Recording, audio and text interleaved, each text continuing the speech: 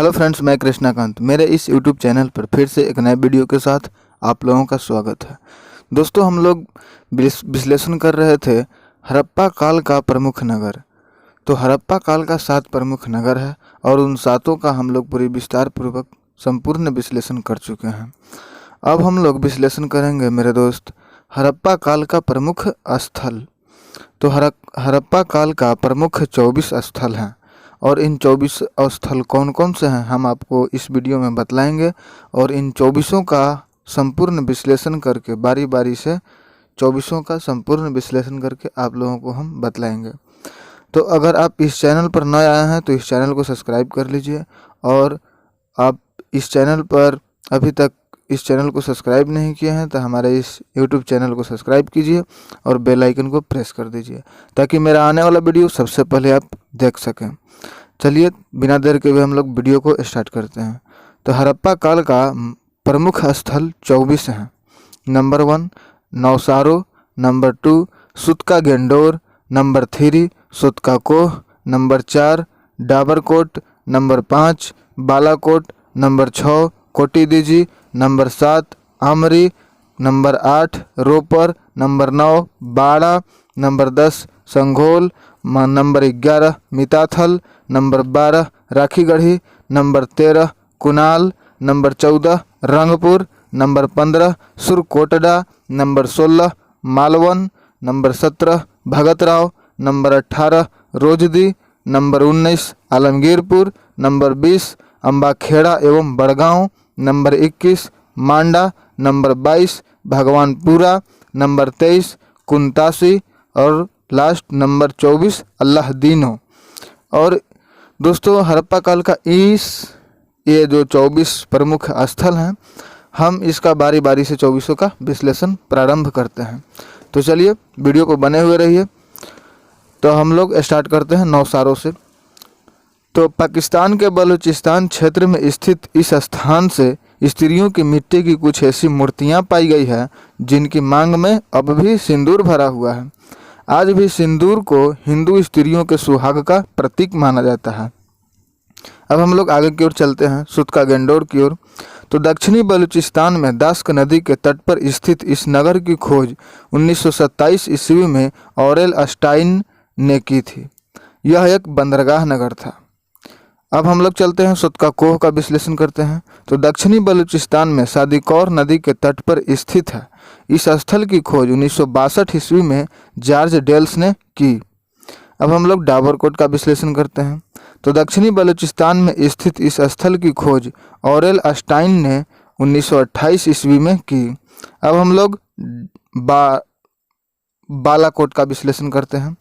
तो बलूचिस्तान के दक्षिण में स्थित इस स्थल का उत्खनन जॉर्ज एफ डेल्स ने 1963 से 1976 ईस्वी के दौरान किया था। यह एक बंदरगाह नगर था। यहाँ का सीप उद्योग प्रसिद्ध था। अब हम लोग कोटिदीजी का विश्लेषण करते हैं। तो सिंधु नदी के बाएं तट पर स्थित इस स्थल का खोज पुराविद धुर्वे ने 1935 ईस्वी में की। यहाँ से प्राक हड़प्पा के प्रमाण मिले हैं। अब हम लोग विश्लेषण करते हैं आमरी का। तो सिंधु नदी के दाएं तट पर स्थित इस स्थल की खोज 1929 ईस्वी में एनजी मजूमदार ने की थी। यह पहला ऐसा स्थल था जहां से सबसे पहले प्राक हड़प्पा कालीन अवशेष मिले हैं। यहां से बारहसिंघा के प्रमाण प्राप्त हुए हैं। अब हम लोग रोपर का विश्लेषण करते हैं। तो भारत के पंजाब प्रांत में सतलज नदी के बाएं तट पर स्थित इस स्थल का उत्खनन स्वतंत्रता प्राप्ति के बाद सर्वप्रथम 1953 से 1956 ईस्वी के बीच यज्ञदत्त शर्मा ने कराया। इसका आधुनिक नाम रूपनगर है। यहाँ एक कब्रिस्तान से मनुष्य के साथ पालतू कुत्ते के दफनाए जाने का प्रमाण मिला है। अब हम लोग बाड़ा का विश्लेषण करते हैं। तो रोपर जिले में स्थित इस स्थल की खोज 1956 ईस्वी में यज्ञदत्त शर्मा द्वारा की गई। अब हम लोग संघोल का विश्लेषण करते हैं। तो लुधियाना जिले में स्थित इस स्थल की खोज 1968 ईस्वी में एस तलवार तथा RS विष्ट द्वारा की गई। अब हम लोग मिताथल का विश्लेषण करते हैं। तो हरियाणा के भिवानी जिले में स्थित इस स्थल की खोज 1968 ईस्वी में सूरजभान ने की। अब हम लोग राखीगढ़ी का विश्लेषण करते हैं। तो हरियाणा के जिंद जिले में घंघर नदी पर स्थित इस स्थल की खोज 1969 ईस्वी में सूरजभान ने की। अब हम लोग कुलान का विश्लेषण करते हैं। तो हिसार जिले में सरस्वती नदी के किनारे स्थित इस स्थल की खोज 1974 ईस्वी में जेपी जोशी और आर.एस. विष्ट ने की। अब हम लोग रंगपुर का विश्लेषण करते हैं। तो अहमदाबाद जिले में भादर नदी पर स्थित इस स्थल की खोज 1954 ईस्वी में एस.आर. राव ने की। अब हम लोग सुरकोटडा का विश्लेषण करते हैं। तो गुजरात के कच्छ जिले में स्थित इस स्थल की खोज 1964 ईस्वी में जेपी जोशी ने की। यहाँ दुर्ग और नगर क्षेत्र एक ही रक्षा प्राचीर से घिरे थे। हम आप लोगों को बतलाते हैं प्राचीर का मतलब होता क्या। प्राचीर का मतलब होता है चारों तरफ। तो यहाँ से घोड़े के अस्थिपंजर प्राप्त हुए हैं।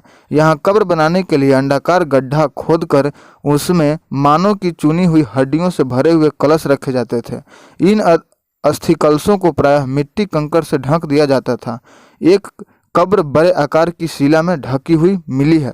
यह कब्र अभी तक ज्ञात सैंधव शव विसर्जन परंपरा में सर्वथा नवीन प्रकार की है। अब हम लोग विश्लेषण करते हैं मालवन का। तो सूरत जिले में ताप्ती नदी के मुहाने पर स्थित इस स्थल की खोज 1967 ईस्वी में जेपी जोशी तथा आलीचंद दंपति ने की। अब हम लोग भगत राव का विश्लेषण करते हैं। तो यह गुजरात की मुख्य भूमि पर धूर दक्षिण का स्थल है जो किम सागर संगम पर स्थित है। अब हम लोग रोजदी का विश्लेषण करते हैं। तो यह गुजरात के सौराष्ट्र जिले में स्थित है। अब हम लोग आगे की ओर चलते हैं, आलमगीरपुर का विश्लेषण करते हैं।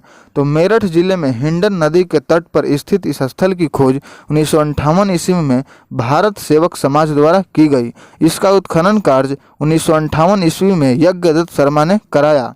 अब हम लोग अम्बाखेरा एवं बड़गांव का विश्लेषण करते हैं। तो सहारनपुर जिले में मस्करा नदी के तट पर ये दोनों स्थल स्थित है। अब हम लोग मांडा का विश्लेषण करते हैं। तो जम्मू में अखनूर तहसील में चिनाब नदी के दाएं तट पर स्थित है। यह सिंधु सभ्यता का सबसे उत्तरी स्थल है। 1982 ईस्वी में जेपी जोशी ने इसकी खोज की। यहाँ से प्राक हड़प्पा एवं हड़प्पोत्तर काल के प्रमाण प्राप्त हुए हैं। अब हम लोग भगवानपुरा का विश्लेषण करते हैं। तो हरियाणा के कुरुक्षेत्र जिले में सरस्वती नदी के दक्षिणी तट पर स्थित इस स्थल से सैंधव सभ्यता के पतनोमुख काल के अवशेष मिलते हैं। इसका उत्खनन जेपी जोशी द्वारा करवाया गया। अब हम लोग कुंतासी का विश्लेषण करते हैं। तो गुजरात के राजकोट जिले में स्थित इस स्थल की खुदाई से विकसित तथा उत्तरकालीन सैंधव संस्कृति प्रकाश में आई है। यह एक बंदरगाह नगर था। अब हम लोग सबसे लास्ट अल्लाहदीनों का विश्लेषण करते हैं। तो सिंधु तथा अरब सागर के संगम से करीब 16 किलोमीटर उत्तर पूर्व तथा कराची से 40 किलोमीटर पूर्व में स्थित यह एक बंदरगाह नगर था। तो दोस्तों आज के लिए मेरे फ्रेंड्स इतना ही। अगर वीडियो अच्छी लगे तो वीडियो को एक लाइक कर दीजिए और आपको ऐसा लगा कि ये चैनल हमारे लायक है। दोस्तों इस चैनल पर इसी तरह की आपको वीडियो हमेशा मिलती रहेगी और कुछ दिनों के बाद से जीएस का भी क्लास शुरू करेंगे, क्योंकि कुछ फ्रेंड्स का मैसेज आया था कि भाई साहब थोड़ा जीएस का भी क्लास शुरू कीजिए। तो हम जीएस का भी क्लास स्टार्ट करेंगे मेरे फ्रेंड्स। तो दोस्तों अगर वीडियो अच्छी लगे तो वीडियो को एक लाइक कर दीजिए और अगर जानकारी अच्छी लगे तो हमारे इस चैनल को सब्सक्राइब कीजिए और बेल आइकन को प्रेस कर दीजिए। और अगर कहीं भी त्रुटि आपको लगे तो मैसेज कमेंट जरूर कीजिएगा कहाँ पे मेरा त्रुटि है। तब तक के लिए मेरे दोस्त धन्यवाद, गुड बाय।